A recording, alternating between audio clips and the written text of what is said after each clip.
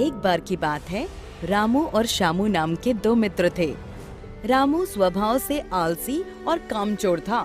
वो हर वक्त कोई काम करने या मेहनत करने से पीछे हटता था।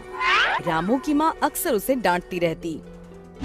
अरे कल मुहे कुछ काम कर ले, कब तक घर पर दिन भर बैठा मुफ्त की रोटियां तोड़ेगा, जब देखो सोता रहता है निकम्मा। अरे माँ क्यों सारा दिन मुझ पर चिल्लाती रहती हो, कर लूँगा काम, अभी तो मेरी सोने और खाने पीने की उम्र है। ये बोल के रामू गुस्से में पैर पटकते हुए घर से बाहर जाने लगा। तभी श्यामू आ गया और बोला, अरे दोस्त, इतने गुस्से में कहाँ भाग रहे हो? रुको रुको। अरे शंभू, माँ सारा दिन बोलती रहती है काम कर काम कर। काश ऐसा हो मुझे कोई काम ना करना पड़े, बस आराम से बैठकर खाने को मिलता रहे, फिर तो जिंदगी के मजे ही मजे हैं। ये ख्याली पुलाव बनाना छोड़ो और मुझे किसी काम से दूसरे शहर जाना है।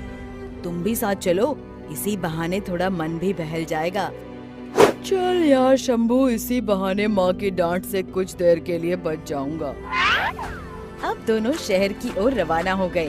चलते चलते श्यामू ने बोला, दोस्त रामू, थोड़ी देर यहाँ रुककर विश्राम कर लेते हैं, वैसे भी रात हो चुकी है। दोनों वहीं एक पेड़ के नीचे बैठ गए। रामू की नजर पेड़ की टहनी पर कुछ चमकती हुई चीज पर पड़ी। उसने बोला, श्यामू, ये क्या चमक रहा है? आओ देखें क्या है। अरे दोस्त रहने दो, पता नहीं क्या है, हम यहाँ से चलते हैं। तुम भी खामखा डरते हो, एक बार पेड़ पर चढ़कर देखें तो सही, आखिर है क्या। दोनों जैसे ही पेड़ पर चढ़ने लगे, तभी उन्हें एक आवाज आई, रुको। एक महात्मा जो वहीं नजदीक विश्राम कर रहे थे, उन्होंने दोनों को रोका और बोला, ये रोशनी उस जादुई घर से आ रही है जो उस पेड़ के पीछे बना है। रामू ने जब पेड़ की ओर देखा तो हैरान हो गया। जादुई घर? अब ये क्या है और इसमें इतनी रोशनी क्यों है? इस घर की एक खासियत है, इसमें रहने वाले व्यक्ति को कोई भी काम नहीं करना पड़ता और ना ही कोई मेहनत करनी पड़ती है। बस आराम से बैठकर खाओ और सो जाओ। इस घर में अपने आप सब कुछ उपस्थित हो जाता है, और वो भी बिना परिश्रम के। रामू की आंखों में एक चमक सी दौड़ गई और वो बोला, सच में महाराज जी, इस घर में रहने वाले व्यक्ति को कोई मेहनत का काम नहीं करना पड़ता? हाँ, बिल्कुल ऐसा ही है इस जादुई घर में। रामू ने मन ही मन सोचा, काश इस घर में रहने को मिल जाए, फिर तो आराम की ही जिंदगी गुजरे, ना कोई मेहनत करनी पड़े और ना रोज रोज माँ के ताने सुनने को मिले। रामू महात्मा जी से बोला, महात्मा जी, अगर मुझे इस घर में रहने को मिल जाए तो आपकी बड़ी कृपा होगी। हाँ, रह सकते हो, पर इसके लिए तुम्हें एक बात याद रखनी होगी। यदि तुमने एक बार इस जादुई घर में प्रवेश कर लिया तो फिर मेरे बुलाए बिना तुम कभी बाहर नहीं आ सकते। अब रामू सोचने लगा कि मुझे तो बस मेहनत करने से बचना है। ऐसे आलीशान जादुई घर को छोड़कर कौन आना चाहेगा जहाँ सब कुछ अपने आप मिल जाता है। दोस्त, ये तुम क्या सोच रहे हो? चलो चलते हैं यहाँ से, देर हो रही है। तुम जाओ, मैं अब इसी जादुई घर में रहूंगा।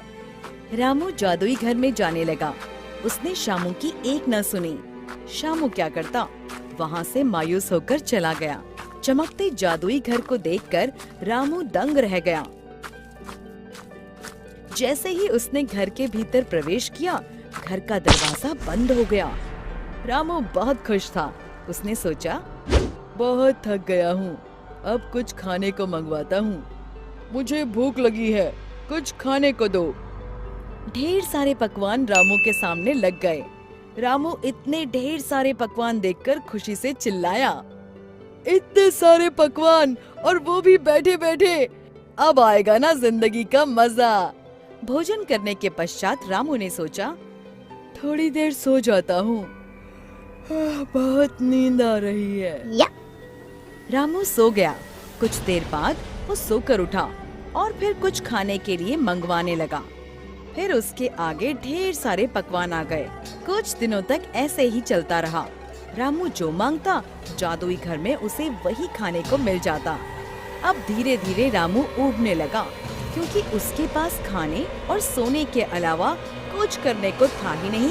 उसी एक घर में खाओ और सो जाओ। उसको समझ नहीं आ रहा था कि क्या करे, पर ये उसकी खुद की इच्छा थी कि उसे ऐसी जिंदगी मिले जहाँ मेहनत करे बिना सब कुछ मिल जाए। पर कब तक आप बिना हाथ पैर हिलाए, बिना पसीना बहाए, कोई काम किए बिना बैठकर खा सकते हो? रामू जोर जोर से चिल्लाने लगा, महात्मा जी, मुझे इस घर में नहीं रहना, मुझे यहाँ से बाहर जाना है। मैं मेहनत करके कमा कर खा लूंगा, पर यहाँ तो मैं पागल हो जाऊंगा। माँ, मेरा मित्र शंभू कोई भी नहीं है, मुझे उनके साथ ही रहना है। महात्मा जी, मुझे वापस भेज दो मुझे, महात्मा जी। चिल्लाते हुए अचानक से रामू को आवाज आई, अरे निकट्ठू, उठ जा, सूरज सर पर चढ़ाया है, कोई काम ढूंढ ले। अपने मित्र शंभू से कुछ सीख ले, वो कितनी मेहनत करता है। रामू टपक से उठा और घबराया हुआ बोला, माँ, मैं जादुई घर से बाहर आ गया या फिर कोई सपना देख रहा था? रामू को समझ आ गया था कि बिना मेहनत किए जीवन बेकार है। शिक्षा, हमें हमेशा परिश्रम करते रहना चाहिए, क्योंकि परिश्रम का फल सदैव मीठा होता है। दोस्तों, हमें उम्मीद है कि आपको हमारी ये कहानी पसंद आई होगी।